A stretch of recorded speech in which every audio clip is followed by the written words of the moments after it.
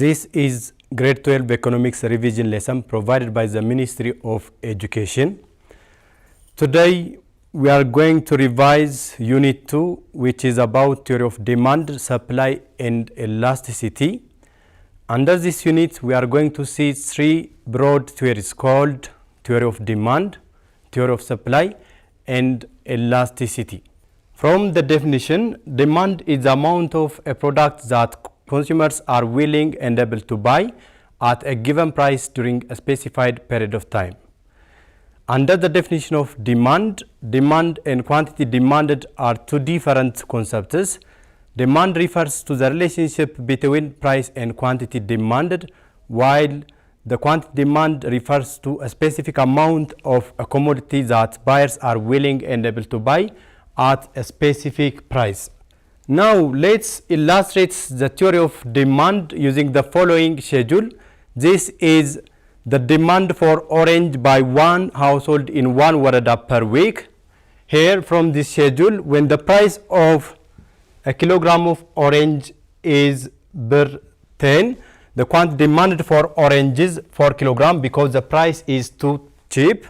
And when the price increases from bir 10 to 20, then the quantity demanded for orange reduced from 4 kilogram to 3 kilogram. And finally, when the price reached to 30, then the quantity demanded for orange declined from 3 kilogram to 2 kilogram. From this, we can show that as price of a kilogram of orange increases, then the quantity demanded for orange will decline. And as price of a kilogram of orange decreases, then the quantity demanded for orange will increase. Now let's see the demand curve, which is a graphical presentation of the demand schedule, and just represent all the values of price in the y and all the values of the quantity demanded on the x to plot the demand curve. And then from this we can show the relationship between the price of a commodity and quantity demanded. The slope of the demand curve is negative because there is an inverse relationship between the two variables that are entered in the x and y axes. That means as price of a kilogram of orange increases, then the quantity demanded for orange will decline, and as price of a kilogram of orange decreases, then the quantity demanded for orange will increase. So due to this inverse relationship between price and quantity demanded, then the slope of the demand curve is always negative.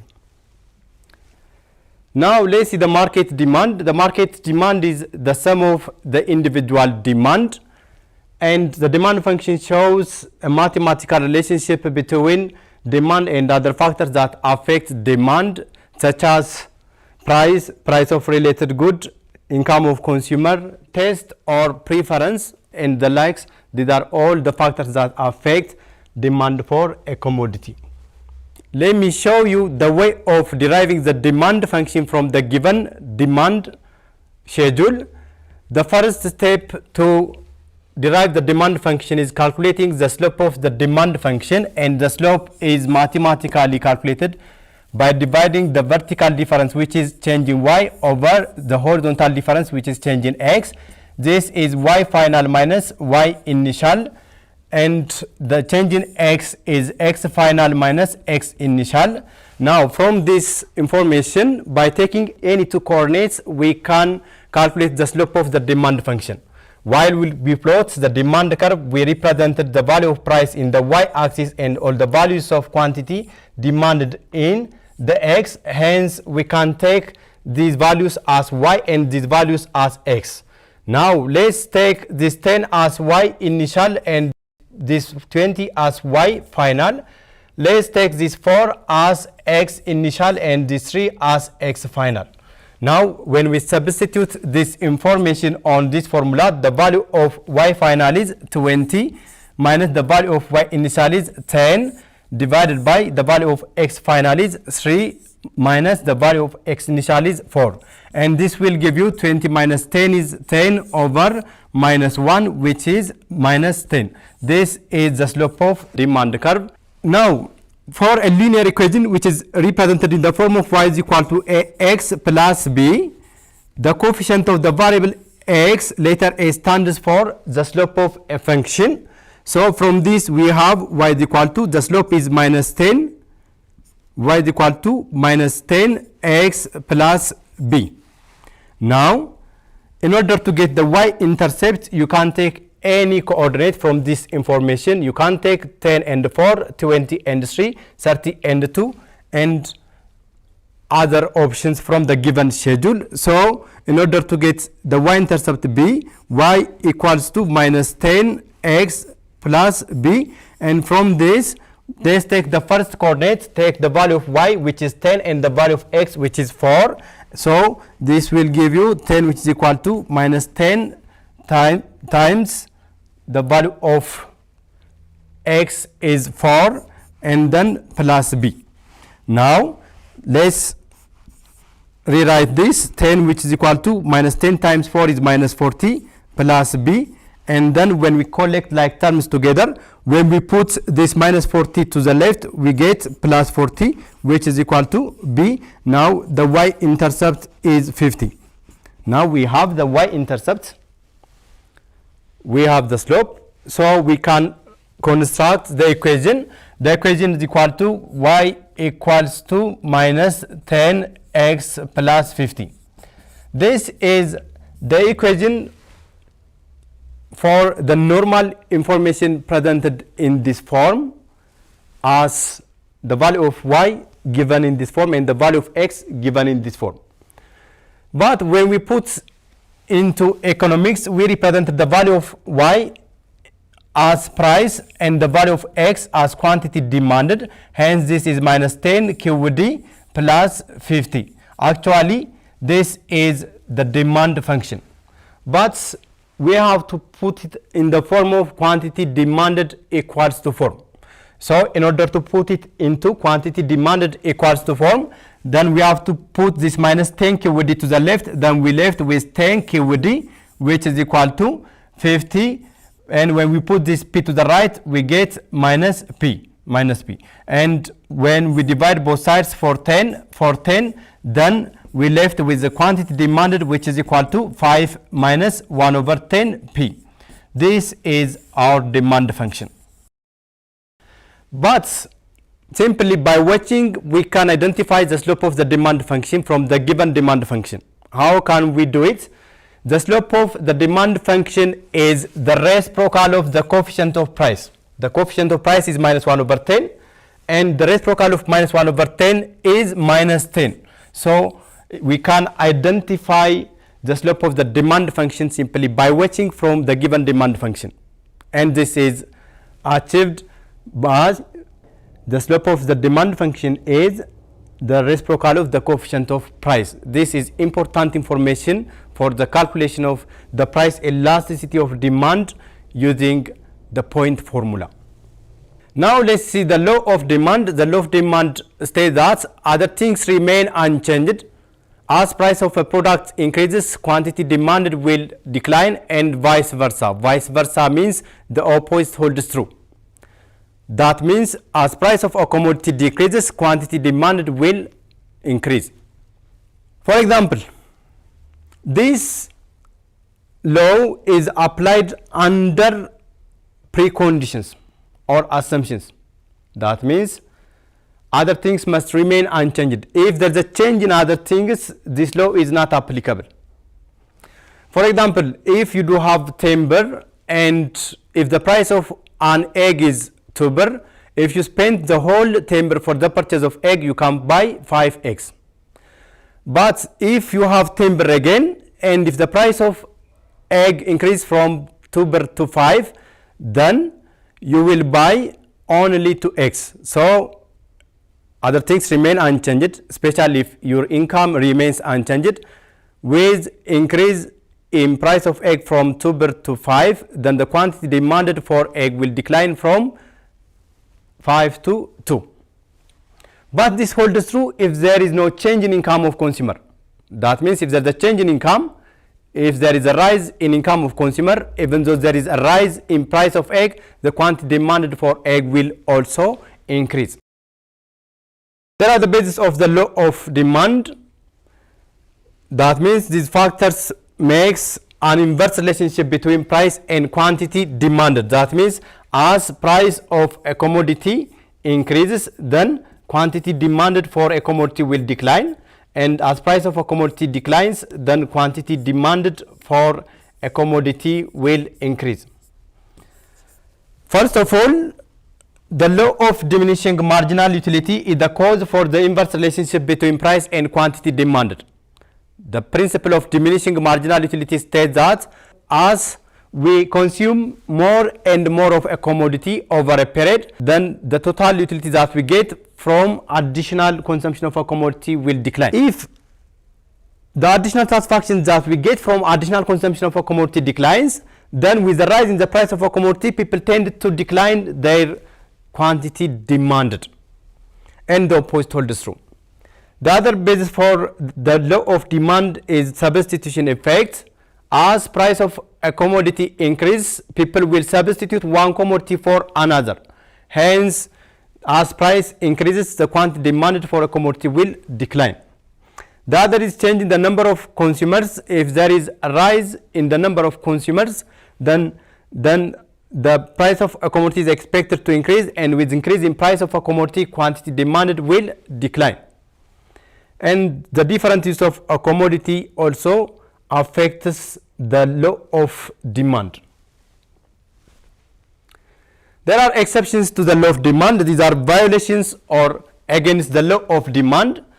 That means as price of a commodity increases, then the quantity demanded for a commodity may not decline or it will increase. And as price of a commodity decreases, then the quantity demanded for a commodity will decline or it remains unchanged. Among these exceptions, one of the exceptions is given good. Given goods are special type of inferior goods. Inferior goods are those goods as income of a consumer increases, then the demand for the inferior goods will decline, and with a fall in income of consumer, then the demand for inferior goods will also decline. So these given goods are against the law of demand. That means with increase in price of given goods, the quantity demanded for given good may increase or remains unchanged. Prestigious goods are against the law of demand. That means as the price of prestigious goods increase, then the demand for prestigious good will also increase. As price of prestigious goods decline, then the demand for prestigious goods will also decline. Necessities are against the law of demand. Necessities are those commodities which are essential for survival. As price of necessities increases, then the quantity demanded for necessities will not decline. Now let's rise to the determinants of demand. We are going to classify the determinants of demand into two, called the own price determinant of demand and the non-own price determinant of demand. The own price determinant of demand, also called change in quantity demanded, is caused by the change in price of a commodity. The single factor that makes a change in quantity demanded is change in price of a commodity only. And with the change in the price of a commodity, there is a movement along a fixed demand curve. For example, as price of a kilogram of orange increase from 10 to 20, then the quantity demanded for orange declined from 4 to 3 kilogram. As price increases from 20 to 30, then quantity demanded also declines from 3 to 2. This is a movement from point A to point B and from point B to point C. The opposite holds true. That means as price of a kilogram of orange decrease from 30 to 20, then quantity demanded increase from 2 to 3 is a movement from point C to point B. And when the price declines from 20 to 10, then the quantity demanded for orange increase from 3 to 4. It's a movement from point B to point A. So with a change in the price of a commodity from one price to another, so the only factor that makes a movement along a fixed demand curve is change in price of a commodity. With a change in the price of a commodity, there is no shift in the demand curve. Rather, it makes a movement along the demand curve. Now let's see the non-own price determinant of demand. These are those factors that shifts the demand curve from its entire position. These factors are also called change in demand, and it is called by change in other factors other than price of a commodity. The change in quantity demanded is caused by the change in price of a commodity, but the change in demand is caused by change in other factors other than price of a commodity. And these factors other than price of a commodity shifts the demand curve from its entire position either to the left or to the right. Any factor that increases demand for a commodity will shift the demand curve to the right, and any factor that decreases demand for a commodity will shift the demand curve to the left. Now, let's see these factors that shift the demand curve either to the left or to the right. First of all, in terms of income of consumers, we can classify goods into two called normal goods and inferior goods. Normal goods are those goods whose income effect is positive. That means as income of a consumer increases, then the demand for normal goods will increase, and as income of a consumer declines, then the demand for normal goods will decline. So there is a direct relationship between the changes in the direction of normal goods and the demand for normal goods. Inferior goods are those goods whose income effect is negative. That means as income of a consumer increases, then the demand for inferior goods will decline, and as income of a consumer declines, then the demand for inferior goods will increase. So there is an inverse relationship between the changes in the direction of inferior goods and the demand for inferior goods. Now let's see the price of related goods. In terms of price of related goods, we are going to classify goods into two called substitutes and complements. Substitutes are those goods which can be used one in place of another. For example, coffee and tea are substitutes. In the absence of coffee, consumers of coffee can substitute coffee with tea, and in the absence of tea, consumers of tea can substitute tea with coffee. In economics, we can identify whether goods are substitutes or not using this information. If two goods are substitutes, the price of one product and the demand for the other are directly related.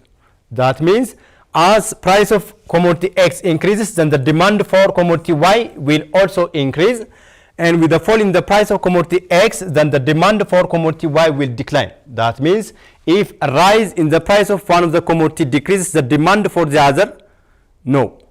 If a rise in the price of one of the commodity increases the demand for the other, and a fall in the price of one of the commodity decreases the demand for the other, then the two goods are considered as substitutes. For example, Pepsi and Coca-Cola are substitutes. Now, the price of Pepsi is 5 birr and the price of Coca is 5 birr.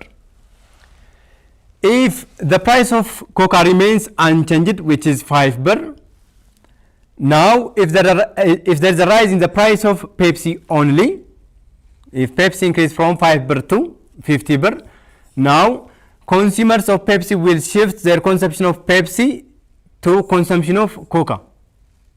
Then what would happen to the Coca? The demand for Coca? The demand for Coca will increase. So if the price of Coca remains unchanged with increase in price of Pepsi, then the demand for Coca will also increase.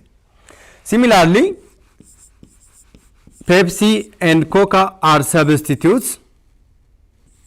Now, as the price of Pepsi declines, then the demand for Coca will also decline. For example, if the price of Pepsi is birr 5 and the price of Coca is birr 5, the price of Coca remains unchanged and the price of Pepsi declined from 5 birr to 1, then consumers of Coca will shift their consumption of Coca to consumption of Pepsi. In this case, the demand for Coca will decline. Another example for substitutes is injera and bread. If injera and bread are substitutes, a rise in the price of injera will increase the demand for bread, and a fall in the price of injera will decline the demand for bread. In contrast, complements are those goods which can be used together. For example, automobile and petroleum are complements. In economics, we can consider two goods are complements if a rise in the price of one of the commodity declines the demand for the other, and a fall in the price of one of the commodity increases the demand for the other, then the two goods are complements. If two goods are complements, the price of one product and the demand for the other are inversely related. That means a rise in the price of X will always decline the demand for Y, and a fall in the price of X will always increase the demand for Y. So there is an inverse relationship between the price of one of the commodity and the demand for the other. Another non-own price determinant of demand is taste or preference. If there is good taste or preference, then the demand for a good will increase, and if there is bad taste or preference, then the demand for a good will decline. So good taste increase demand for a commodity and shifts the demand curve to the right, and bad taste decrease demand for a commodity and shifts the demand curve to the left. Another determinant is the number of buyers. With increase in the number of buyers, then the demand for a commodity will increase, and with a decline in the number of buyers, then the demand for a commodity will decline. Another determinant is future price expectation. If you expect higher prices in the near future, then you will buy more of a commodity as now, and if you expect lower prices in the near future, then you will buy less of a commodity as now. So there is a direct relationship between the changes in the direction of future price expectation and the demand for a commodity. Similarly, if you expect higher income in the near future, then the demand for a commodity will increase, and if you expect lower income in the future, then the demand for a commodity will decline. Again, there is a direct relationship between the changes in the direction of future income expectation and the demand for a good. Climate is another determinant. If there is good climate, then the demand for a commodity will increase, and with bad climate condition, then the demand for a commodity will decline. Students, this is all about the first revision lesson of Unit 2. Stay safe, stay home. Thank you.